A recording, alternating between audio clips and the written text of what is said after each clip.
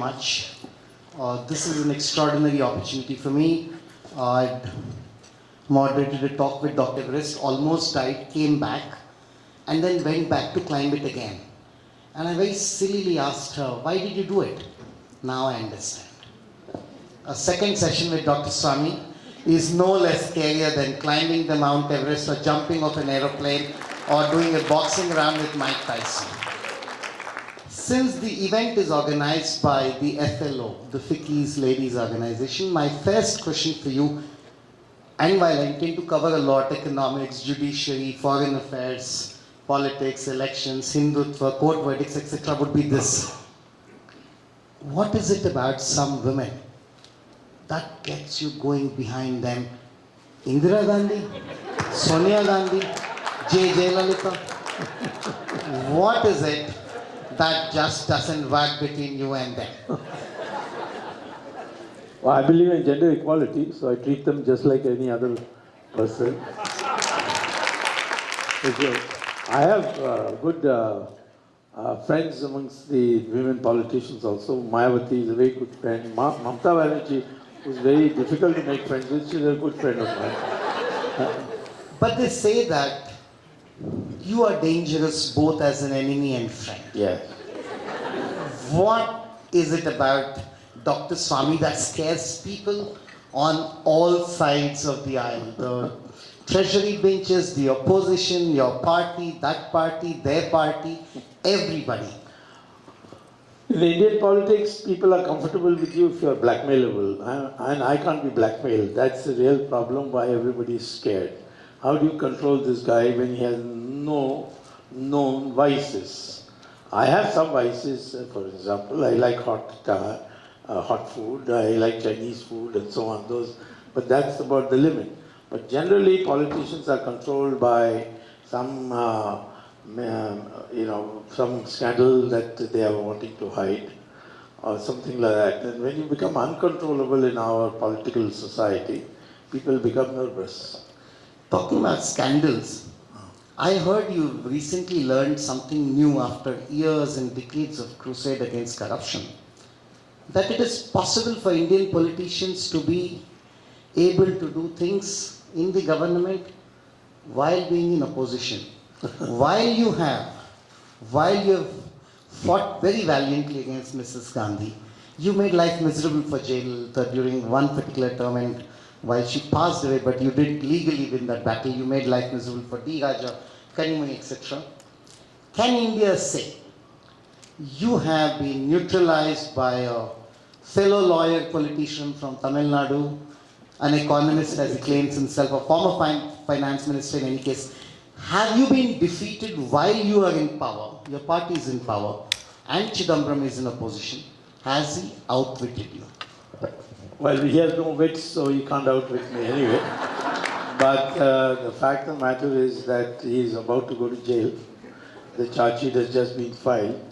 I think the one example of the battle was that he used his friends in our party, and he has some, not many, to Would see... you name them? Why don't you? No, too early.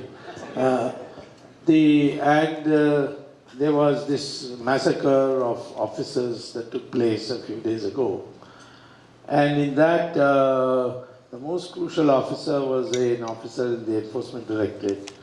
And Chidambaram and his friend wanted him to be suspended. And then I made one tweet. I said, if this officer is suspended, then I will go to court and withdraw all my cases of corruption. And because this government doesn't appear to be serious about corruption. The suspension was to take place at midnight. At 11:30, Prime Minister being told about this tweet, and obviously didn't know that this suspension was going to take place, immediately ordered nothing of the kind would happen. And so the next day the charge sheet was filed, and it's only a matter of time before Mr. Chidambaram goes to jail. Now it's unstoppable. You can respond in any manner you like to each of these questions and answers wholeheartedly. If you also succeed, I say if, in giving Sonia Gandhi ji a Lalu Prasad moment, do you foresee that happening? And should that happen, what would make you happier, sending Chidambaram to jail or sending Sonia Gandhi to jail? Well, that's apples and oranges question. I think both should be there. I think a good part of the Congress Party's working committee should be in TR jail so they can have a meeting of the Congress Party working inside jail. Actually, in the National Herald case, Sonia Gandhi was arrested in my presence in the Patiala houseboat. Technically, is a bail. Yeah. Now, I could have objected to the bail, but I didn't object. I said that she should be convicted and sent. Sending somebody to jail on the grounds she might tamper with evidence or she might run away. I think it's an unnecessary deprivation of your freedom when you have not been convicted. So, but then I said she must give a bond. You can't take her personal bond, that is a personal assurance. So she paid 50,000 rupees as bond, and that she should also give a surety that in case she runs away, who do we catch? So she brought that poor man looking like a goat, sacrificial goat, Mr. A.K. Anthony, and made him. She knows that she's on a short fuse. The only major step was my making a submission on oath of why she, her son, and 4 other congressmen should be prosecuted in the National Herald case. And that is over now. I have to subject myself to cross-examination by her lawyers. That should be over in December. So January, the trial will start and it won't last more than 2 months. So I'm hoping that before the election, we'll see her inside. You have obviously fought Srimati Gandhi, Indira Gandhi, Yeah. that is, on the issue of emergency very strongly, beautifully, and yet you are a very good friend of Mr. Rajiv Gandhi. Yes. And then you turn against Sonia Gandhi. Can you tell us what was going on personally with him that we do not know of? Was it political? Was it ideological? Was it something more personal? No. In the case of Mrs. Gandhi, she was very pro-Soviet. And the Soviet Union was always against me because I was anti-communist. And she therefore was always being egged on by then ministers like Kumar Mangalam and D.P. Dhar and so on that we must do something. And thereby I lost my professorship at IIT, which of course I later won after 22 years of battle in the court. And got the salary for And that salary at 18% interest, so I got a lot of pocket money. But the fact is that Rajiv Gandhi was a totally transparent person. And his biggest mistake was to marry Sonia Gandhi. Because that's one thing on which it seems you and Indira Gandhi perhaps agree. Yes. In fact, I'll tell you an interesting tidbit. I was teaching at Harvard when 1965, when Mrs. Gandhi was just a minister in Lal Bahadur Shastri's government. So she came to give a lecture at a neighboring university called Brandeis University. And she was told by the embassy that I had become a figure because I was, at that time, 65 was also that kind of period, when I became the first Asian to become a professor in the economics department. So she invited me for tea. And when I went to meet her, she complained to me about her son, Rajiv. And she wanted me to go to London and explain to him that studying is more important than going after some blankety-blank woman. And she was very worried. And then later on, and I'm telling you all this are based on complete facts. I'm willing to give them to anybody if they send me an email. Later on, she had to agree to the marriage because Sonia Gandhi's father was a soldier in Hitler's army. And Hitler went to attack Russia. He was taken prisoner. And in jail, he was converted to a KGB agent. This is all documented. And Sonia Gandhi also received payments from the KGB. So the Russians were the ones who prevailed on Sonia Gandhi to on Indira Gandhi to accept her. And I don't think she ever really accepted her. So Rajiv Gandhi, what are the circumstances, maybe he was, too innocent or what, but he married her. And towards the end, they were not on very good terms.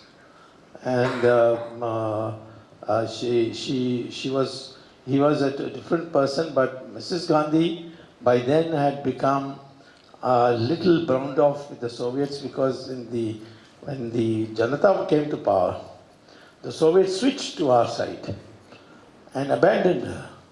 So she never forgot that. And so towards the last 2 years of Indira Gandhi's life, she and I were good friends. We used to exchange jokes about, she told me honestly, but for my activities in the United States, she would not have been under pressure to call the elections. Because her biggest mistake was to call the election, thinking she would win it, and she was defeated. So that's the thing. I think the problem I generally have had with Nehru women, but Nehru men, even Sanjay Gandhi, I had pretty good working relations with them. I mean, after the defeat and they're coming back. So it's not got anything to do with gender. It's basically treating everybody equally. And I believe in gender equality. But gender is an issue. Yeah. Can we hold you singularly responsible, as you claim, to have denied India a woman prime ministership of Sonia Gandhi, and instead given us an economist for 10 years? So we'll blame you for both. As far as Sonia Gandhi's matter is concerned, these are all documentable. In 2004, May 14th, the results came out.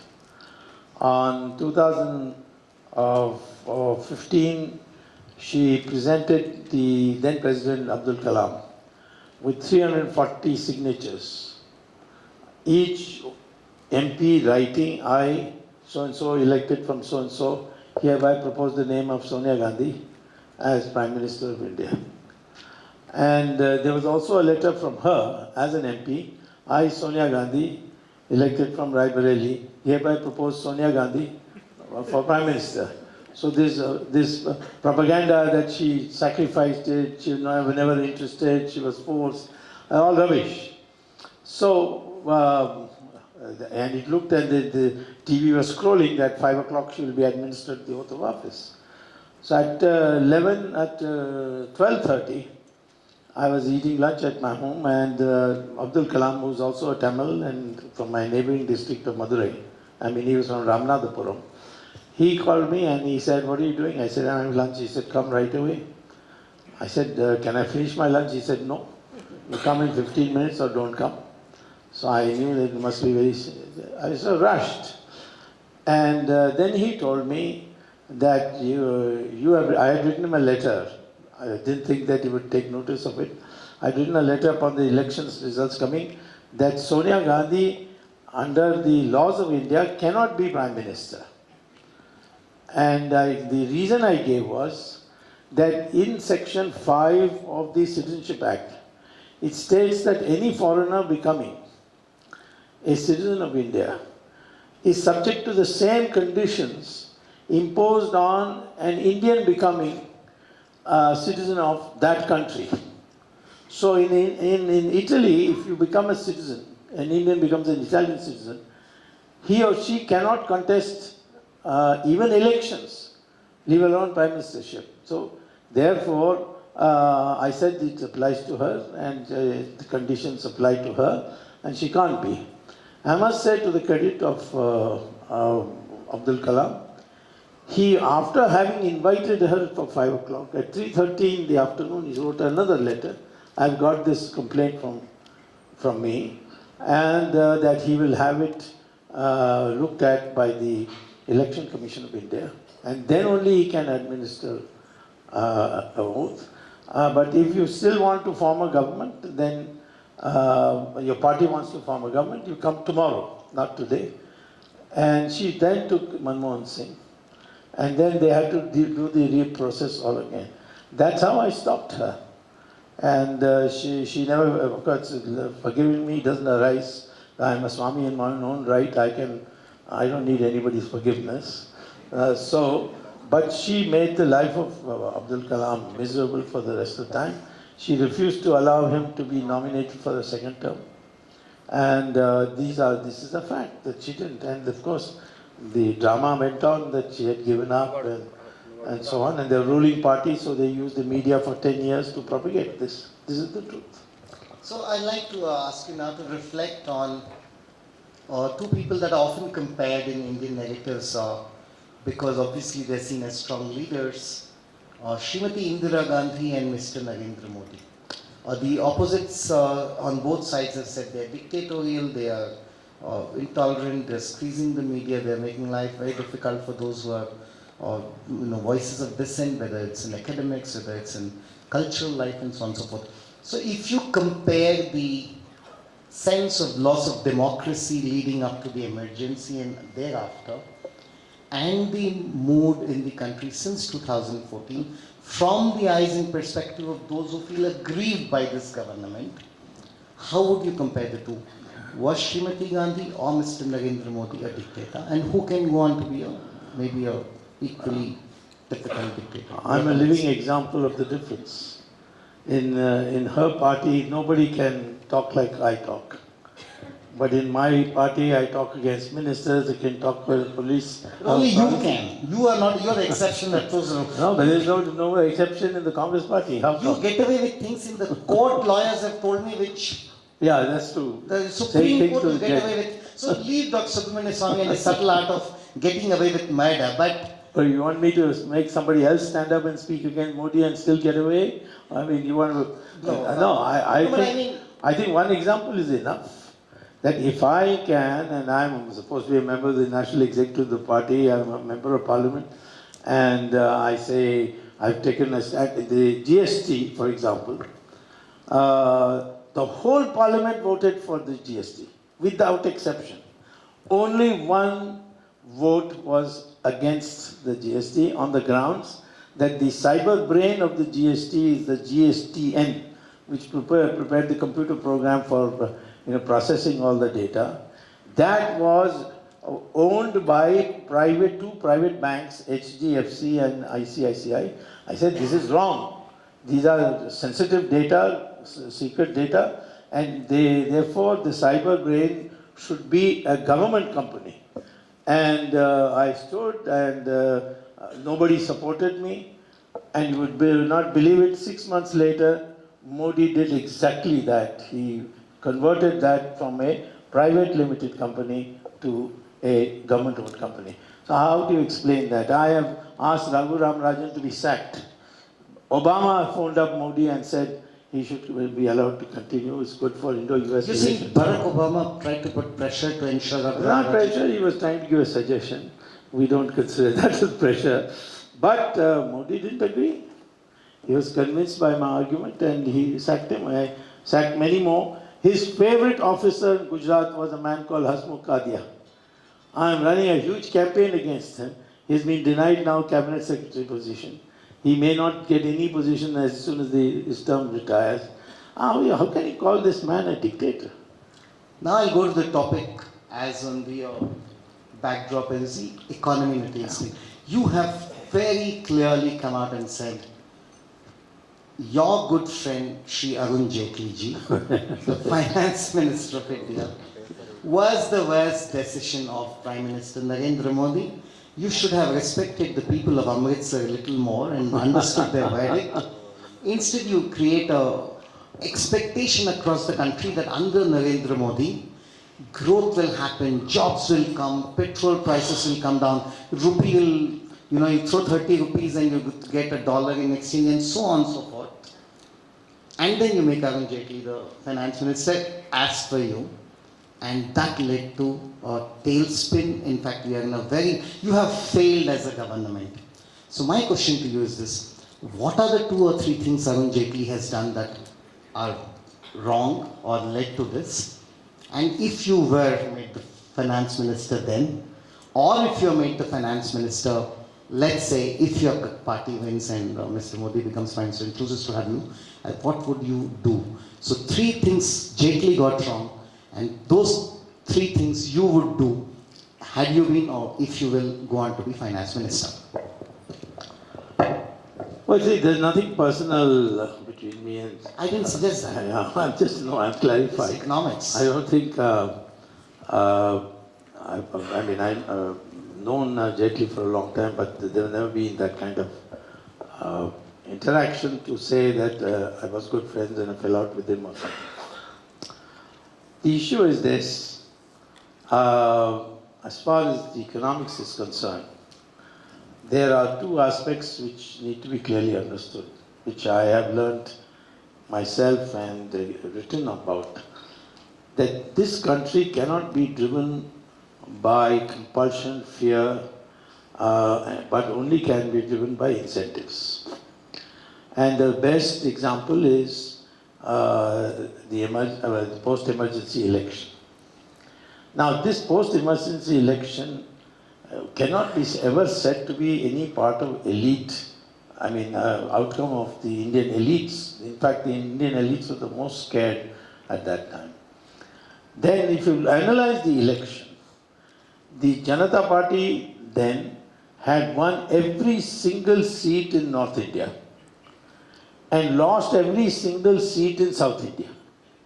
South India is much more educated, higher literacy anyway, than North India. North India is what they are jokingly called Bimaru states, that is Bihar, Madhya Pradesh and Rajasthan and Uttar Pradesh is collectively called Bimaru state. And everyone was saying at that time what these people know about democracy. And it is these states which voted 100%, defeated Mrs. Gandhi, defeated Sanjay Gandhi. Whereas in South India, you are voting congressmen galore. So that is the key indicator that the Indian people rooted in this soil, they are committed to democracy. And that must be understood in economics. Don't force people to do something against their will because they are smart enough to find another way of doing the same thing, but it will be illegal. If you go on mounting taxes, people will avoid it. You can, if you bring in a demonetization, which I am told conceptually you are in favor of. I had advocated it and little apologetic. I didn't go to any seminar or talk for 6 months after certain early results became visible, but yes. But I also advocated it, but subject to certain conditions. On 2014, Modi had appointed me for the elections as the chairman of the Committee on Strategic Action for the Lok Sabha elections. And one of the things I suggested is you promise demonetization. But I told him that it should be subject to 2-3 things. One, make sure that the number of 100 rupee notes is 6 times what it is today, so that people don't have to stand for queues and come every day to get a small amount. So you should have enough substitute currency. Now, second is, I said, don't make people go to the bank even, except to take their black money or their notes or their cash and put it in their own account. No questions asked. And the government will take away 20% of that as their tax. You can draw 25% of that as fresh new currency notes. And the remaining 55% will be kept in fixed deposit for 5 years at just 2% interest. If you do this, people will themselves come and give it. Now, none of that was done. Not that I didn't give him this proposal in writing, he sent it to Mr. Jaitley, and what did Mr. Jaitley do? He said, why 25% tax? 20% tax? I will put 50% tax.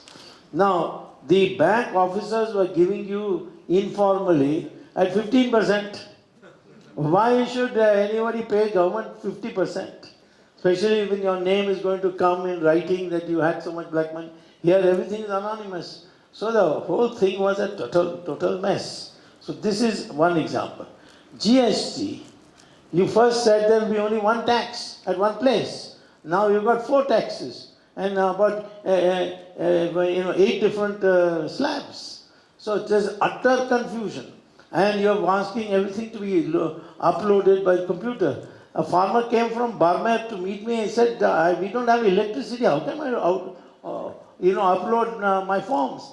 The chartered accountants of India are very happy because everybody needs now a chartered accountant. But the fact is that these are the things which I criticize, and I'm saying today there is no way to go. See, what is a tailspin? That you break a small part of the tail, and then it loses its balance and it goes down like that and crashes. Now here, the problem with these non-economists is they don't know the difference between microeconomics and macroeconomics. Microeconomics is bilateral. You know, I offer you a price, you find it By easy. non-economists, were you specifically having somebody in mind? Let's see, I don't expect a Prime Minister to know all subjects. So he must have people whom he's favored to be frank with them and tell him the truth. Mr. Jaitley doesn't know any economics. His problem is, one day in Parliament, you see, he got up and he was very angry with the judges. He said, this is the tyranny of the unelected. So I said, that's better than the tyranny of the unelectable, which he is. See, so the question is, you can't run the country with arrogance. You have to understand the problems. People have suffered so much because of this GST. The same thing is Aadhaar. It's absolutely crazy. I went to California, there was a young girl in the software, Indian. She sat down before me, through the online, she put $50 and she downloaded the Aadhaar details of a Supreme Court judge, and I gave it to the judge and said, see, I've got it, it's so easily downloadable. Aadhaar was given, the software was given to a US company which was blacklisted in the United States. There's no accountability here. Same thing with this GST. So my thing has all been on policy. And all this has damaged your economy to the point that now there's a run of money. Why is the rupee going down? Because people are leaving taking the rupees and converting them into the market, in the Hawala market, and taking it out. And obviously because your currency is not a fixed currency, fixed exchange rate, so the thing is going down. And foreign money coming from abroad has almost stopped. So all these are the outcome of tax and interest rate policies. Ideally, as a journalist talking to a politician before elections, I would have hoped I would run into somebody vehemently supporting the economy, and I would say, no, but the economy is wrong on this count, and here it's the opposite. Now I have to defend the government a little. So I would like to ask all of you, how many of you feel the Narendra Modi government has been a failure, and therefore agree with Dr. Swamy in terms of economics? So how many of you believe Narendra Modi has failed the country on economics only? I'm not talking other aspects, we'll come to that. How many of you believe... Is there a camera which is taking photographs? I hope... Okay, now since he's burned up, how many of you feel Mr. Narendra Modi has done well for the country in economic terms? So fair, again, not the median Indian electorate. This is a very elite gathering. These are very different. Let me add one thing here. So, Modi has been a tremendous success in microeconomics. Because this Ujjwala, I've seen women shedding tears that enjoy that cylinder has come where previously wood was money. Every micro project he has taken has been successful. And that's why his name is still there. But micro don't make the economy. Economy is an interdependent system. As I told you in the last election, the last lecture in BITS, you see, if you raise interest rates, yes, you contract money supply so that inflation can be controlled. But at the same time, the cost of capital goes up. So the small and medium industries, which are totally always on the edge of everything, they all started collapsing, and as a consequence, unemployment decreased. So in an Indian economy, macroeconomic, you do something. It's like hitting taking a chip of the tail of a plane is enough to make the plane into a tailspin. So the same way here, one move in one place has an effect in another place. If you cut wage rates today, employment will not increase because the purchasing power has gone down, so demand has gone down, so factories will start closing and unemployment will increase. So this macroeconomic understanding comes only by training in economics. And Mr. Jaitley doesn't have that. And before I go to Priyanka ji, who will ask you a couple of questions, do you think our Indian policy is strongly in the grip of Keynesians who would like to create deficit financing, who would like to destroy the value of money, who would like to believe that unless the government spends, and this suits the bureaucrat and the politician, leading to a spiral in corruption? In other words, is Indian economics Keynesian, and is that the foundation of supply, of opportunity, of corruption? See, the word Keynesian, John Maynard Keynes, who propounded the theory in the 1930s, is essentially short-run economics, in the sense it can be worked only in short run. And on the specific condition that there is excess capacity. So if you print notes, then that gives an artificial demand, but it starts the cycle. Supposing I were to print notes and build infrastructure in the country, which is what the Chinese have done, it will boost the economy. So the word Keynesian is loosely used by our economists in India. It is not a long-term solution to any economic problem. You have a depression where all factories with capacity are closed down. So you want to start it. So you pump money, and then the demand goes, and then the thing starts generating, it becomes self-generating. That's Keynesian. Our situation is totally inappropriate for application of Keynesian economics because we don't have excess capacity. We need to build much more capacity. And therefore, the slightest decline creates either a collapse or it creates an inflation. Mr. Swamy, one question. You have always been advocating that income tax should be abolished. Yeah. And you always have got the feedback saying that we can't do that because it's pro-rich, anti-poor. Can we take baby steps and take it off first from the women, and then go the other way? Or what are your viewpoints and how should we do this? I believe in gender equality, I told you.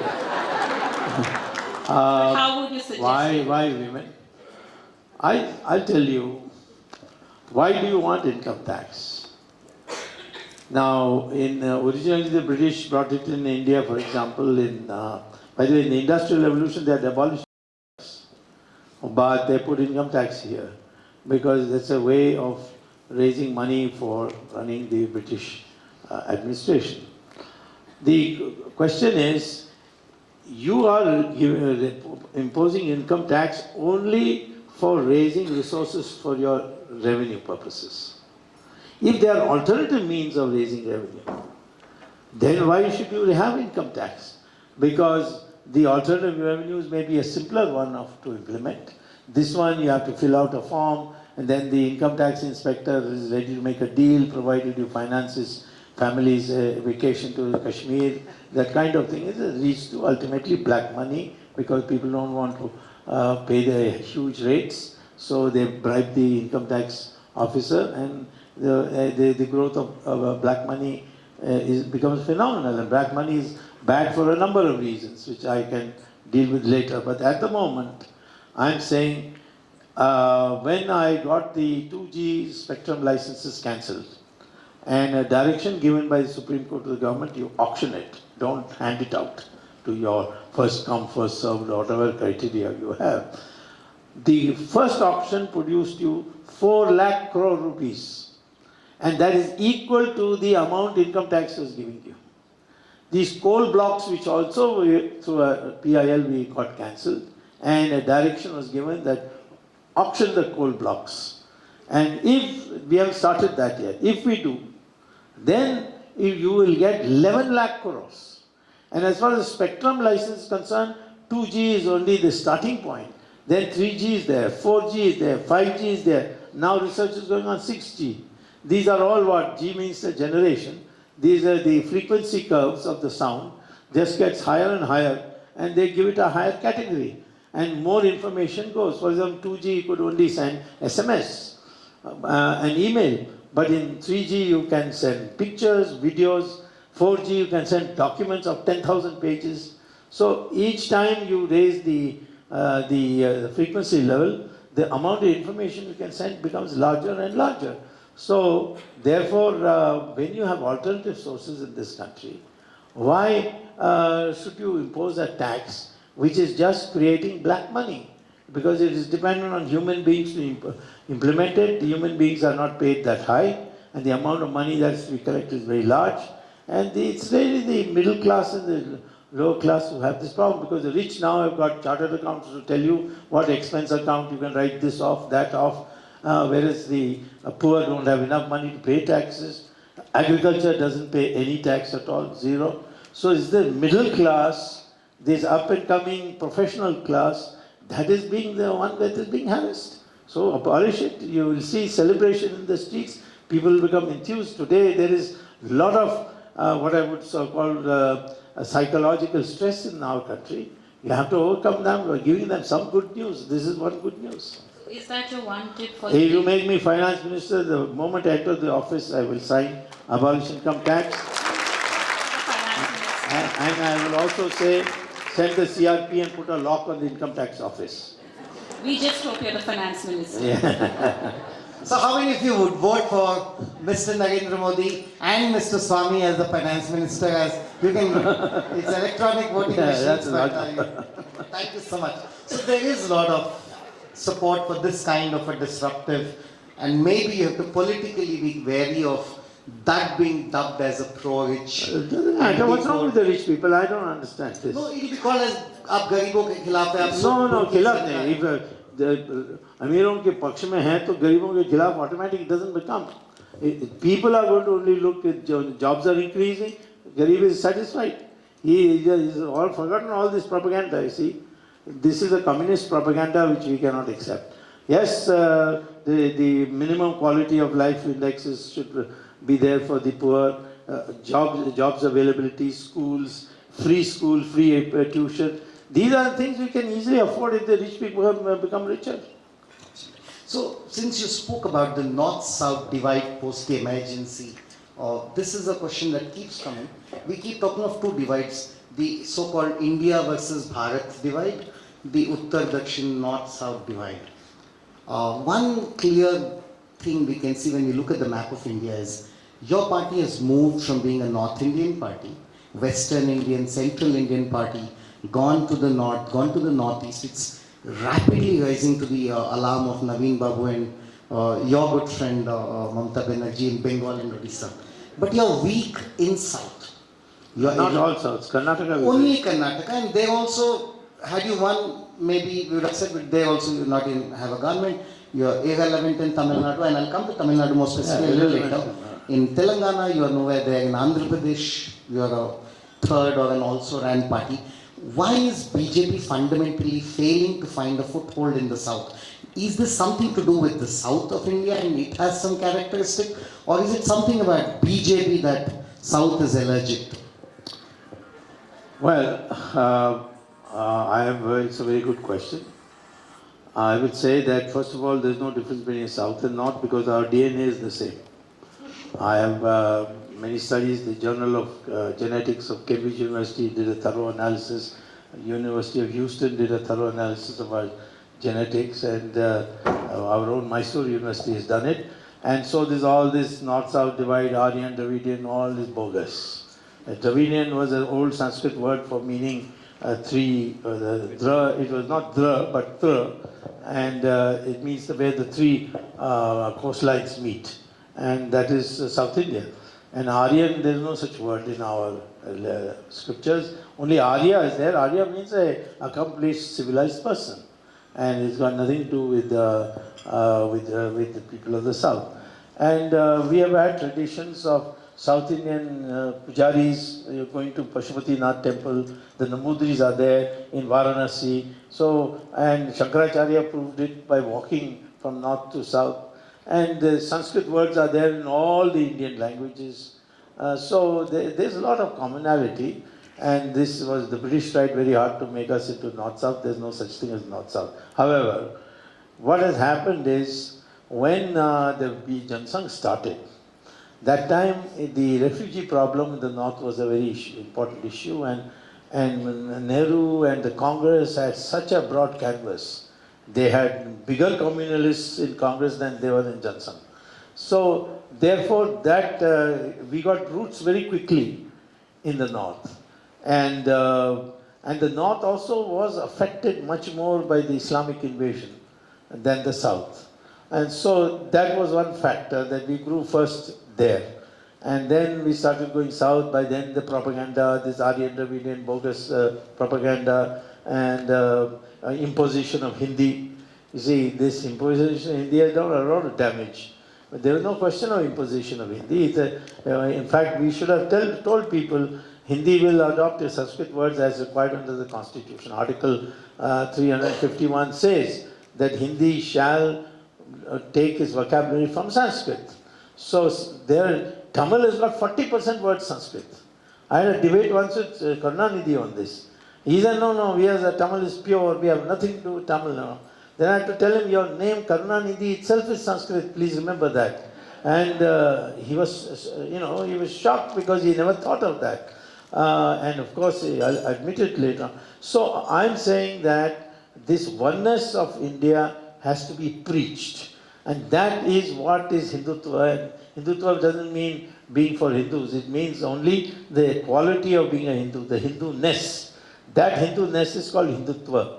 And that psychology has to spread. And I don't think the Islamic people should be afraid of that, or the Christian, because their DNA shows this is the same as ours.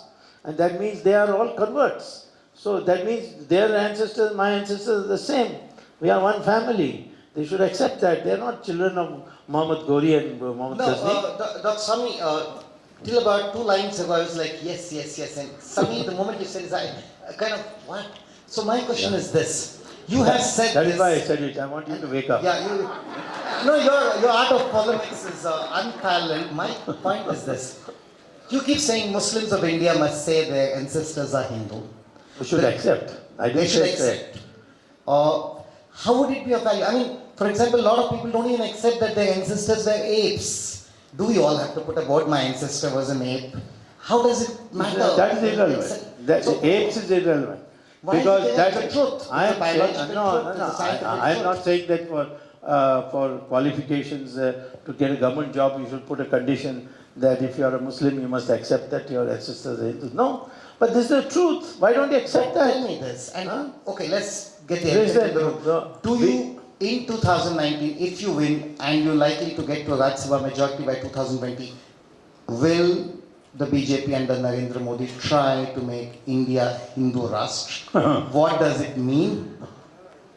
Directly, honestly tell us. And why should I not be afraid of it? The Indian Constitution today is already Hindu Rashtra Constitution.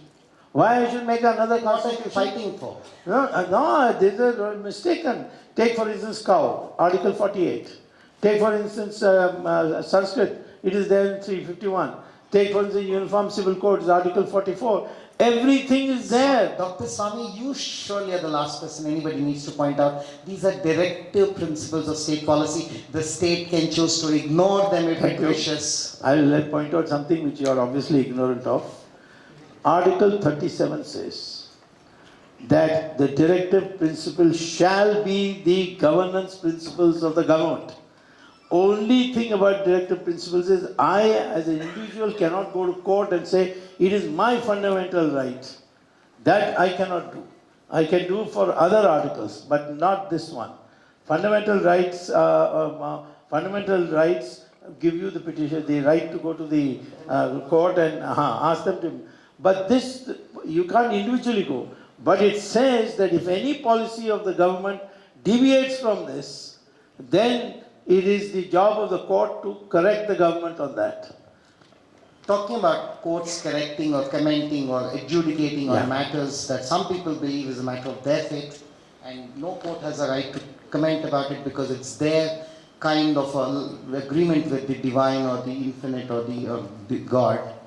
What do you think about the Subramanian case, and why is it some people sense that you were supportive of it, then you of all people quickly saw the political dividend and benefit your party will get in Kerala? People began saying Subramanian is the Ayodhya of Kerala, and you turned around your opinion. That's Would an interpretation. can I accuse you of political opportunism on Subramanian? What is your view on? You can accuse me on anything. You see that I've been accused so many times I've become very thick-skinned. Okay? So it won't make a difference. The issue is this. When the matter came and the judgment was given, I said that Supreme Court is the final arbiter of laws, and therefore if they have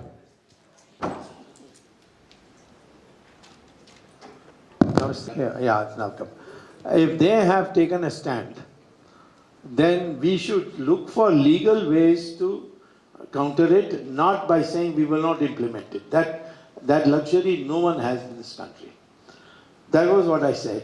There was, and then they said, but there was uprising and all. I said, use the power of the state to put down law and order. You have to maintain. There was a misinterpretation. Of course, the communists will always do that. They never can argue your point, so they twist it and put it. I said that it should be shoved down their throats and the army should be sent and crush them, all that. Now, after that, the Hindu population started telling me, we thought you are our leader. And we were having great hopes that you would fight for the rights of the Hindus. I explained to them that under the Constitution, there is no such thing as an absolute right to your religious practice. Article 25 starts with 3 qualifications. Subject to morality, public order, and health. You shall have fundamental right to worship according to your religion. That is what it says. So there is a proviso. Is there in every fundamental right? Freedom of speech, subject to reasonable restrictions regarding integrity of India, law and order of India, etc. You have a freedom of speech. So our fundamental rights are guaranteed, but they are subject to certain reasonable concerns. So if you have a practice like sati, it is a tradition. In Rajasthan, it was a great tradition, but we banned it. Untouchability put into the Constitution as a separate article. So we understand modernity has a requirement for certain amendments to past practices. Now here, what I found later on is that most of the women I spoke to in Kerala said, who supported the Supreme Court judgment, they said that we have been told that we are impure for a few days. And therefore Ayyappa would be angry. Well, if he would be angry, there are 5 Ayyappa temples in Kerala. 4 don't have this condition. So why Ayyappa there is not angry but only angry here? Then I did research and I found that because of the terrain of Ayyappa's, Sabarimala, the gravitational matrix, as the scientists call, is such that if you went at the point where you are about to become pregnant, the egg that comes after the menstruation, that can be subject to genetic modification because of these gravity changes. And that is why it was felt that women should not come. And since you can't go on checking every woman, therefore you said 10 to 50, you can't come. And it was accepted also. So if this had been told to women, you are free right now, the Supreme Court says, go. But remember this, I'm telling you, women themselves will not go. That kind of work the communist government should have done. But the communist government exploited this and wanted to divide the Hindu community. That's why they did it. That's why I modified my stand to the extent that I said that women, it should be explained to them that it is for their good that is being said, but if they still want to go, they can go. I'll open the house to questions in a couple of minutes. I have one question for all of you. Based on your response, I'll ask him a question and then I'll let all of you ask Dr. Swamy questions. How many of you believe that having failed on the economic front, the Narendra Modi government would like to win a majority next year by creating a Ram temple agenda.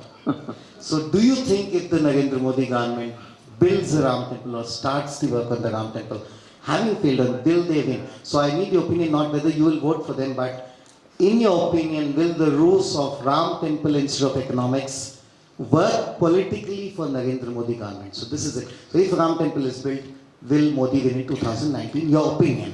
If you believe it's yes, you may raise your hand. If you think it's no, so all those of you who believe Ram temple will lead to the winning of coming back of the Modi government, you may raise your hands. Absolutely no? Okay. So, your argument in the Supreme Court will be on the premise of right to prayer, Right. which you, or right to worship, which you yourself have said is not absolute but restricted by three provisos: health, Yes. public order, morality. Yeah. What are the likelihood that you will actually get a favorable verdict in the court? Okay. And two, do you see a danger for India if those who will be aggrieved by a favorable temple verdict take to the streets the same way as Sabarimala devotees have done in Sabarimala? This is my question to you, and then I'll open to you. Well, first of all, we are not stupid like the communists. We know how to deal with the implementation of laws, and we'll explain to the people. We have already got a lot of support from the Muslim community on this, particularly the Shias. They have openly declared. The Bohras, the Khojas, even the Barelvi Sunnis, women who want us to implement more reforms for Muslim women. They are not only for us, but they are voting for us. They have voted in the last assembly election for us. So it is wrong to say that Muslims would object to this, number one. Number two, what was the Muslim prayer? The Sunni Waqf Board's prayer in Allahabad High Court, because in Supreme Court they have come and appeal against. The Allahabad High Court rejected their prayer. And their prayer was what? That not that our masjid has been demolished and we want our masjid back. They, as good Muslims, they cannot say that. So what they are saying is Babur captured this land and became its owner, and we as descendants of Babur are entitled to make it as a Sunni Waqf Board property.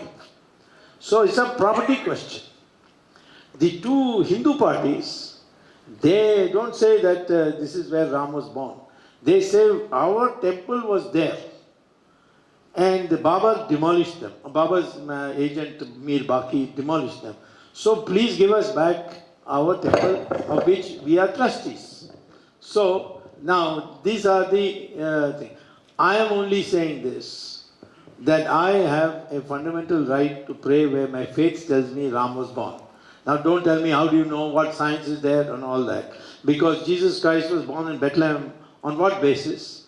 The mother of King Constantine of Italy had a dream that he was born there. And the whole world has accepted it. Now I can't go and say this is all imaginary and so on. And same thing with Al-Aqsa Mosque in Israel. The Muslims claim it is there, even though they have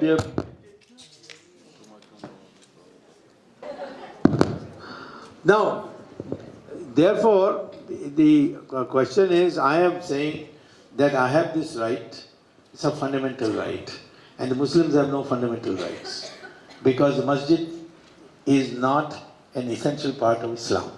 I didn't say it, Supreme Court said it. When did it say it? 1994, Constitutional Bench of 5 judges. So the Congress lawyers then said, that should be reviewed now. It was so long ago.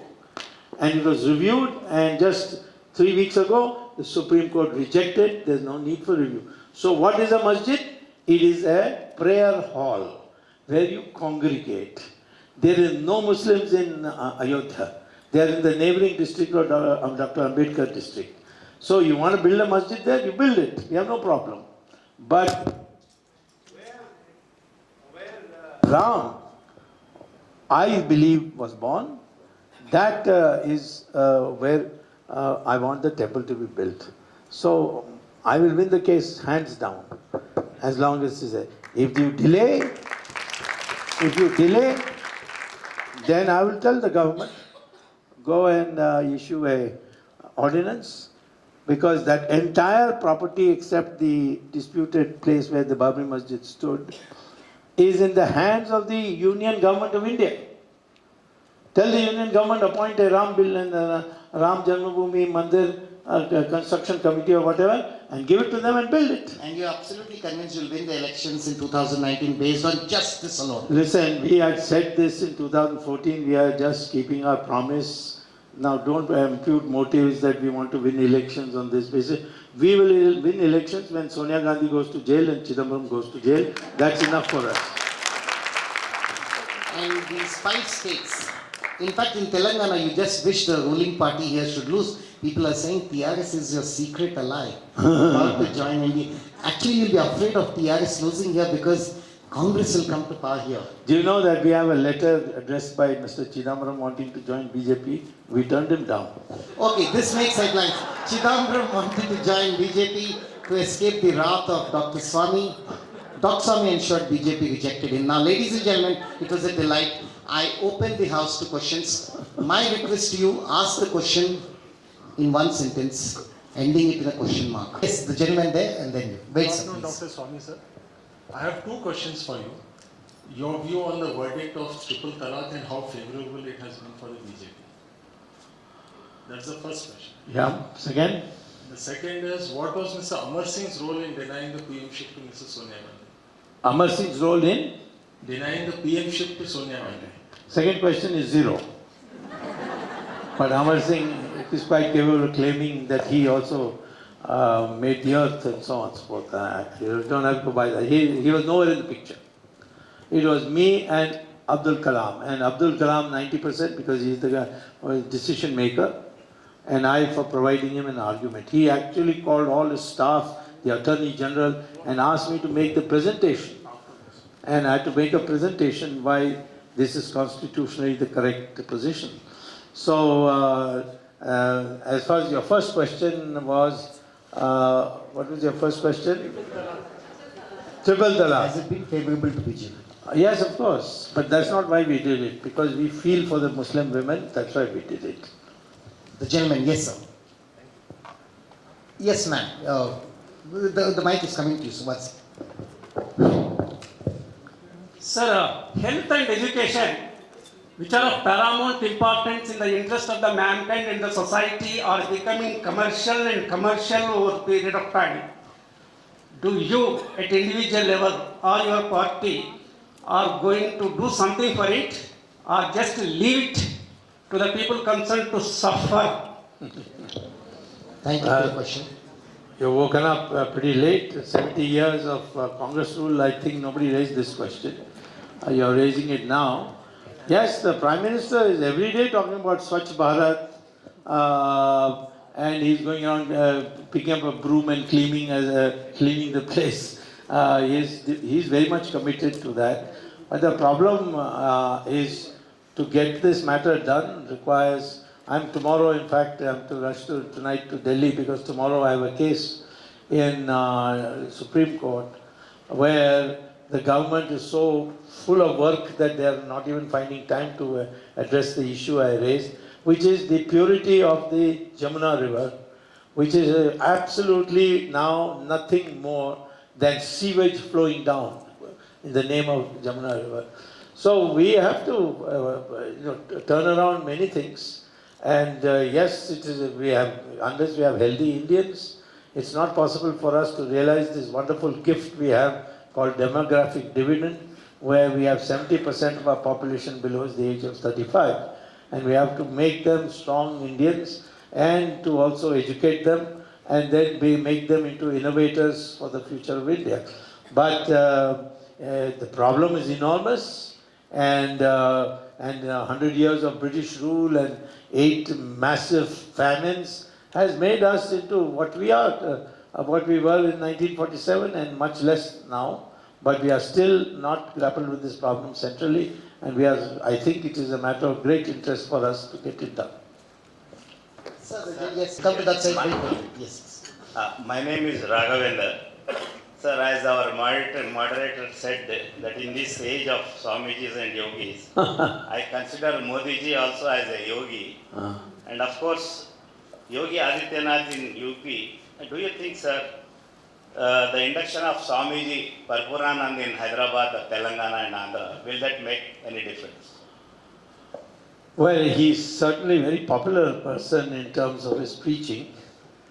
Whether that will convert into political leverage or not, I can't say.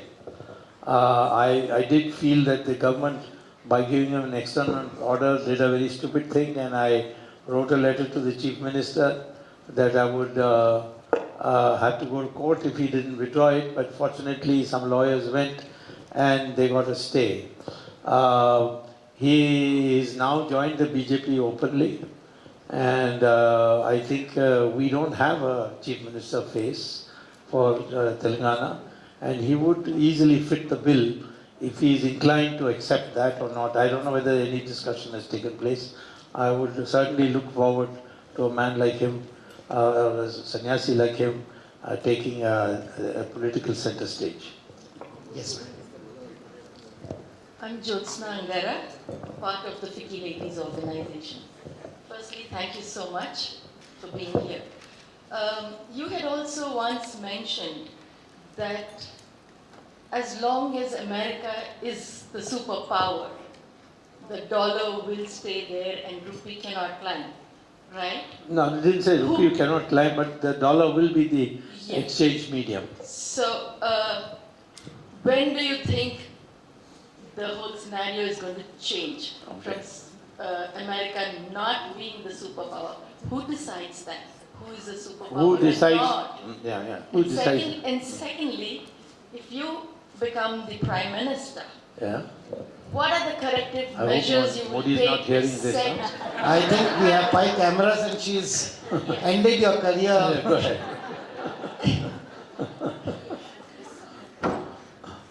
Yes, go ahead. No malice or If I comment was. to anybody. Yes. So, what corrective measures do you think that you would put in place, not just as far as the economy and finance goes, but right, let's say from the industry, policy, Yep. women, the works. What Yep. sort of things would you do Yep. that would set the matters right and put India on a steady growth? Yeah. Your first question was, what was your first question? Dollar. When will Dollar. India become the global currency? The present value of the rupee is totally artificial. It's based on the fact that there is a vast Hawala network available, and there is a huge amount of black money despite the demonetization decision. Because demonetization only gave new rupee notes for old rupee notes. That's beyond that didn't do, because you can see all the money has come back to the Reserve Bank. So what happens is that whenever there's a little panic, people rush to convert their rupees through the Hawala route to dollars. And that means an oversupply of rupees, which means the rupee value goes down. In my opinion, as today in our weakened economic state, the economically correct rate of exchange between the dollar and rupee is 35 rupees. And it's today 75. That's only basically to assist the speculators who are playing, particularly with something called participatory notes, which not many people have heard of. So what would I do? I would abolish participatory notes, abolish income tax, so nobody wants now to convert their black money to dollars and put it in a foreign bank account. It will be perfectly legal.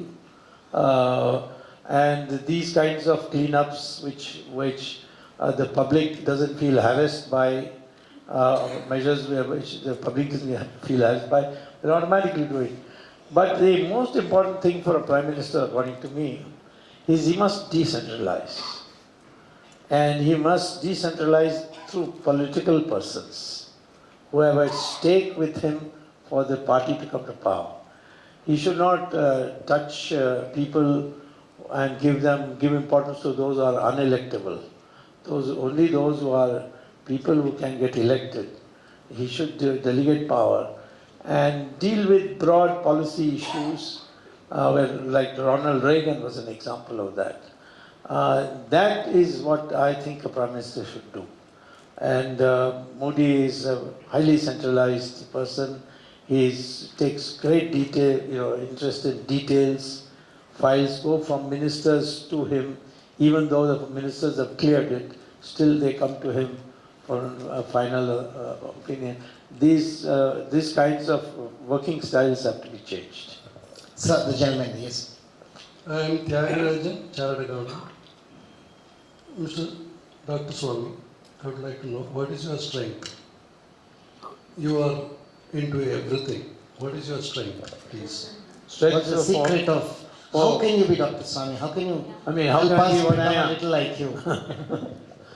Well, there is only one principle by which you can get strength in any endeavor. When you sincerely feel, and this requires a lot of training, it doesn't come automatically. It's in fact inconsistent with the inferiority complex that has been felt into our mind. All that you do when you strive for anything is the feeling, I'm doing my best, I'm doing my maximum. And when the results come, if it's in favor of what you have done, or according to what you have done, you don't start being jubilant, celebrating, etc. Be happy, but up to a limited amount. And when you lose, you don't blame yourself for it. Because nobody can win or lose in this country by your own effort only.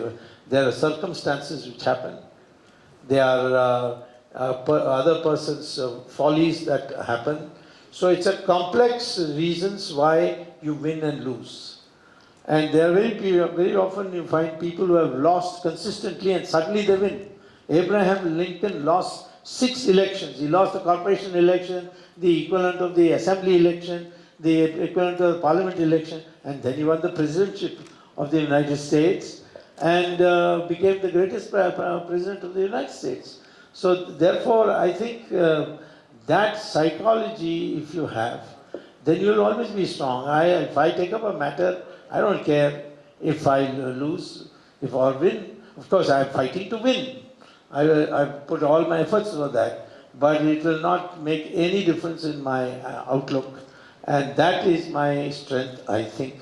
And that is there in the Bhagavad Gita. And that is what you should all learn. The lady here.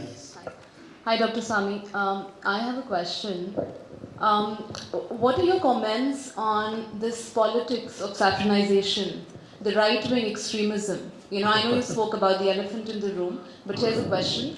And the fact that it has really been pervasive and steadily increasing since the BJP came to power in 2012. Given that they come back to power in 2019, what steps is the government taking to combat? Because somewhere down, I think one of the issues with the current government, especially for the non-Hindus, right, is the fact that they feel this fear psychosis, right, in the country. So one question is, what are your comments on this state, this atmosphere which has been in the country, and what steps will the government take? Well, have you seen the CNN of today and yesterday night? In a synagogue in Pittsburgh, several, I think some 50, 60 Jews were shot dead by a single gunman. And I was surprised to see the CNN say that we cannot hold Mr. Trump responsible for this, even though they hate him and like to pin everything on him.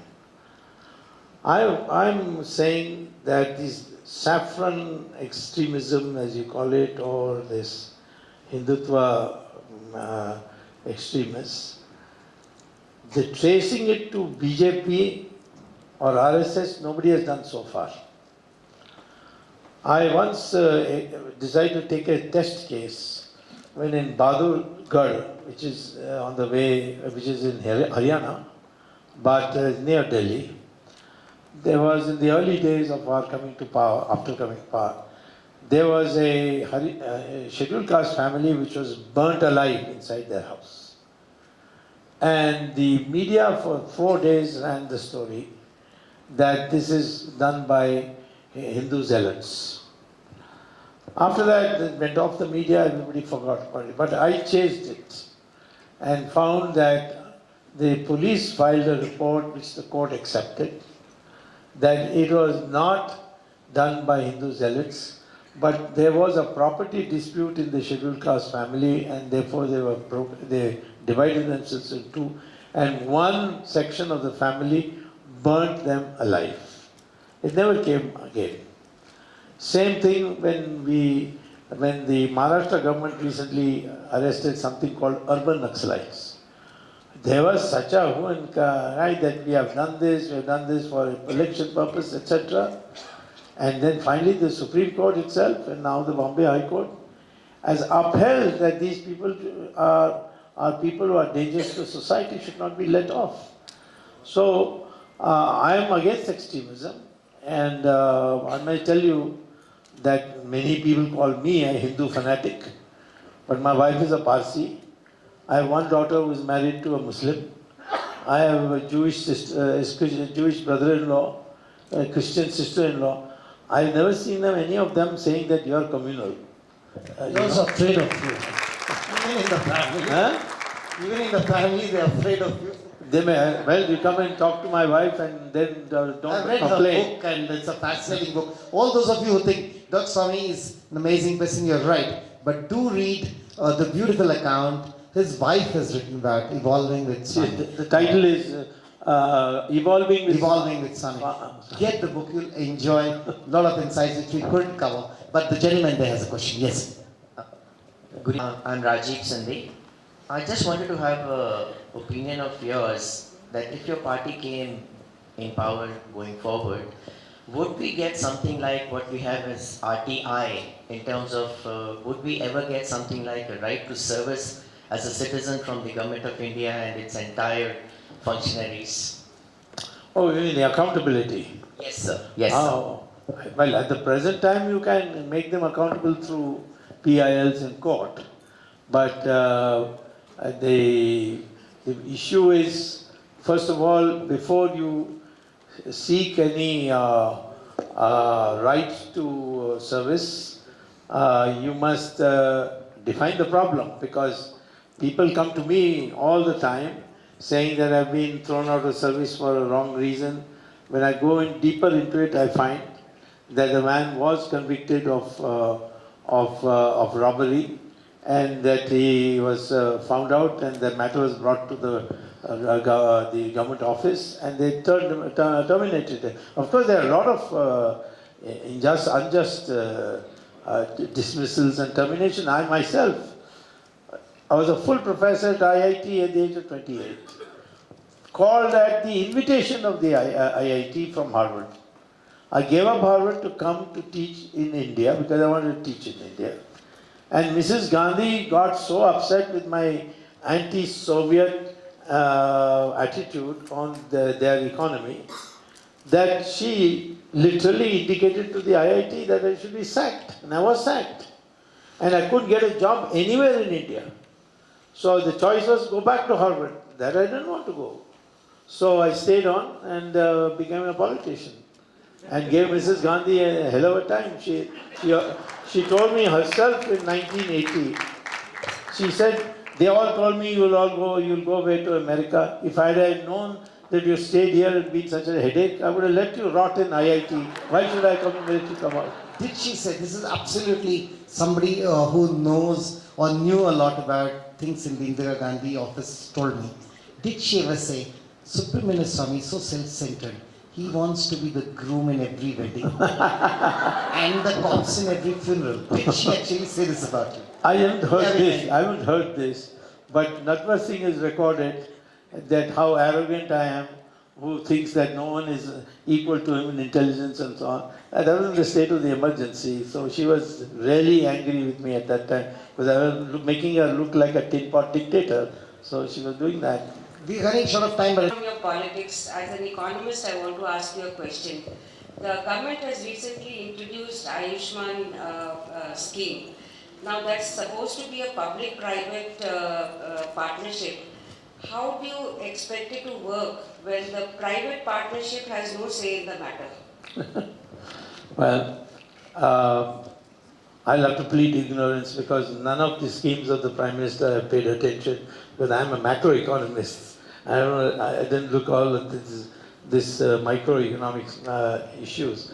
But now that you mentioned it, I will look at it and I will send to the FICCI email answer, which you can then receive and see for yourself. I plead ignorance just now. okay, I saw a hand then over to the gentleman in the red shirt here. Ganesh? Sir, I didn't see your hand. I thought I saw a lady's hand and no, not for your spouse. Should I allow that? Okay, sure. I was intrigued by the topic, is Indian economy in a tailspin? I'm not sure if you answered that question. Is it? 2 months back, everything seemed hunky and dory. All of a sudden, everything seems to be crash and burn. If BJP were to come back to power, you openly admitted that your ministry is probably not competent enough to handle macroeconomics. The alternative I'm presented with is probably electing another global joker. So, what choice do I have and how do I go about it in 2019?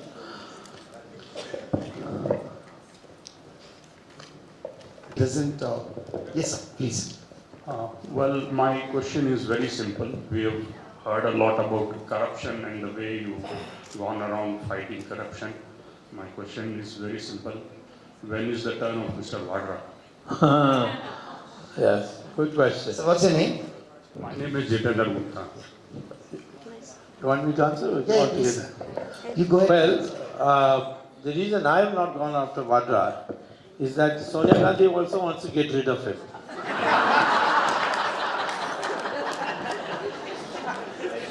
But don't worry, we'll get him. That's what deserts. Yes. Good evening, sir. This is Neetu Surana. A big fighter you are, sir. Very small question.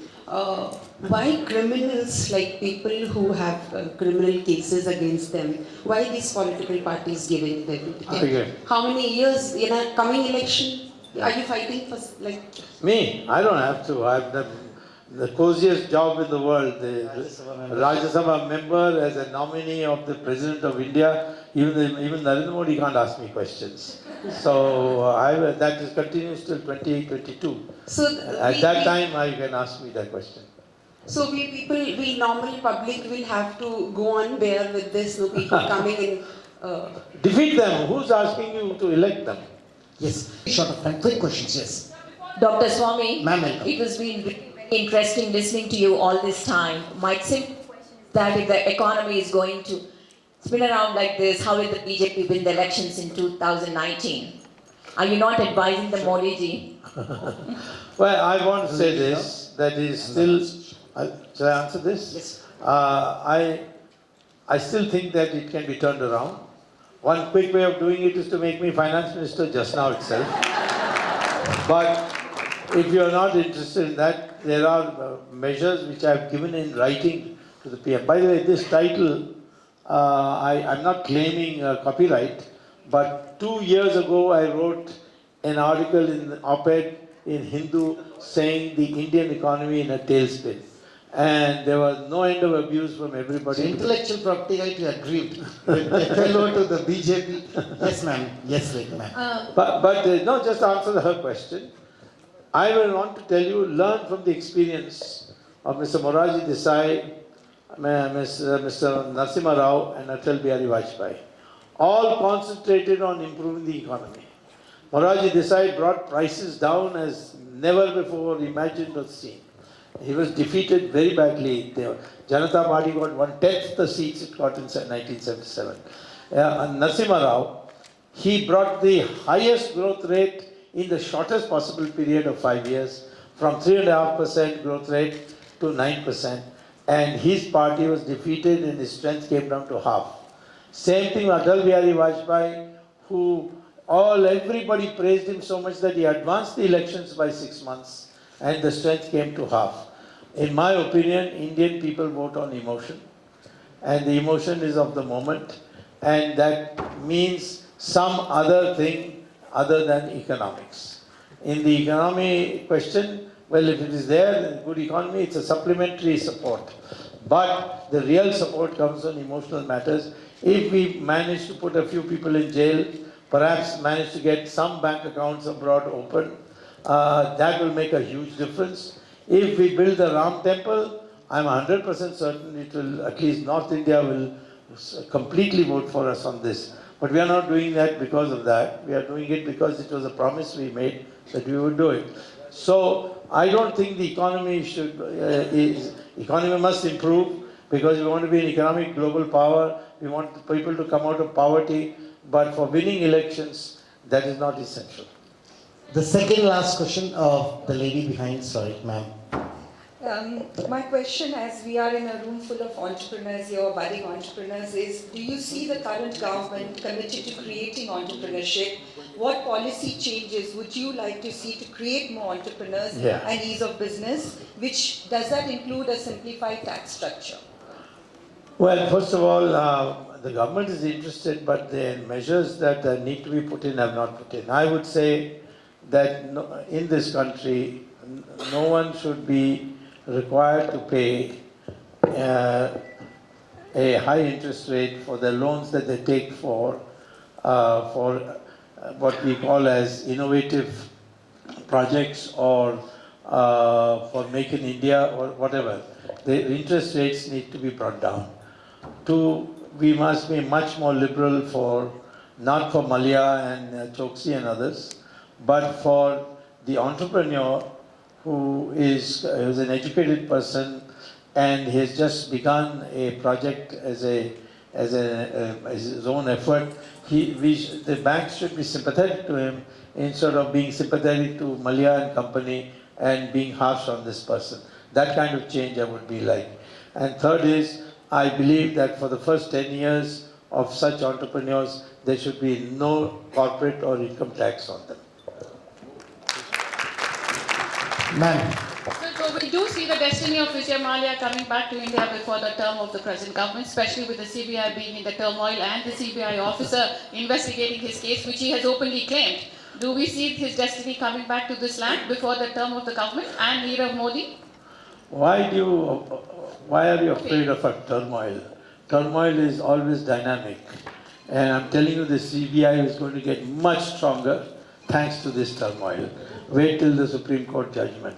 It is coming in another 2 weeks. Number one. Number two, Mallya went abroad because he had friends in our government who changed the lookout notice put out by the CBI as to detain him and dilute it to say, just report his movement. That is, all the immigration authorities did is, Mallya came, boarded this flight, seated in this seat, and has gone to London.